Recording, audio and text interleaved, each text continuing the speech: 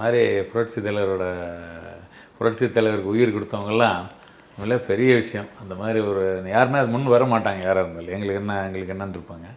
அது அவர் அந்த மாதிரி அவருக்கு குழந்தைங்க இல்லாதது நீங்களே அவங்களுக்கெல்லாம் மகனாக இருந்ததுங்கிறது ஒரு மிகப்பெரிய பாக்கியம். அப்புறம் நீங்கள் அரசியல் மீட்டிங் அவர் பேசுகிறது அந்த மாதிரி மீட்டிங் கூட நீங்கள் எதுவும் மீட்டிங் போயிருக்கேன். அது எப்படின்னா ரகசியமாக போகும். எங்கள் மாமான்னு சொன்னேன் இல்லையா, இந்த மேனேஜிங் டைரக்டர், அவர் என்ன பண்ணுவார், இந்த மயிலாப்பூர் அந்த மாதிரி பக்கத்தில் எல்லாம் இது பெரிய மீட்டிங்கில் பீச் சைடில் மீட்டிங் தான் அவர் காரில் போயிடுவோம். நாங்கள் போயிட்டு வெளியில் எங்கேயாவது தூரமாக இருந்துக்கு மீட்டிங்லாம் கேட்போம்.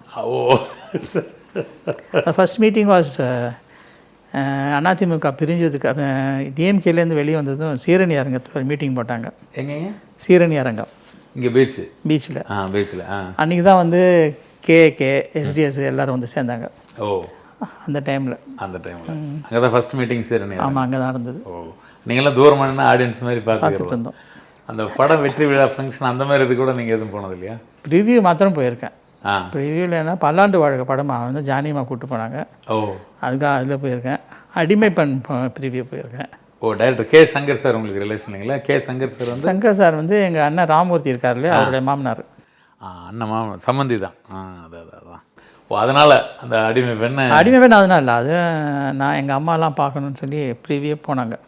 எந்த இடத்துல பார்த்தீங்கன்னா அந்த ஃபிலிம் சேம்பர் இருக்கு இல்லைங்களா, அங்கே தான் பார்த்தோம். சஃபேர் பக்கத்தில் அங்கே போட்டு தலைவர் இருந்தாருங்களா? நீங்கள் தனியாக பார்த்தீங்க? தலைவர் இருந்தார். நான், அம்மா, என் தம்பி விஜயகுமார், சுகுமார், 4 பேர் போனோம். தலைவர் இல்லை, தலைவர் வெளியே நிற்கிறாரு.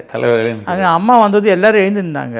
இவரும் எழுந்து கடைசி அங்கே பார்த்து ஹேய் நீங்கள் தானான்னு சொல்லிட்டு அப்புறம் வந்து எங்களை உட்கார வச்சுட்டு போட்டார். எல்லோரும் எழுந்தது, இவரும் எழுந்துட்டார் எங்களை பார்த்து. சரி சரி. இப்போ அந்த படம்லாம் பார்த்தோன்னு நீங்கள் எதுவும் பேச அப்போ எதுவும் பேச நல்லா இருந்துச்சு அப்படிலாம் எதுவும் சொல்ல மாட்டீங்களா? கிட்டே பேசவே மாட்டோம் நாங்கள். அது அவருக்கு உடம்பு சரியில்லாமனுக்கு அப்புறம் 2-3 தடவை பேசியிருக்கேன். அப்பாவுக்கு ஆப்ரேஷன் பண்ணியிருந்தாங்க, அது ஏதோ விஷயமா. அப்போ எப்படி இருக்கார் அப்பான்னு கேட்டார். சும்மா ரூமுக்கு அம்மா ஜானியம்மா உட்காந்துட்டு இடத்துக்கு வந்தார்.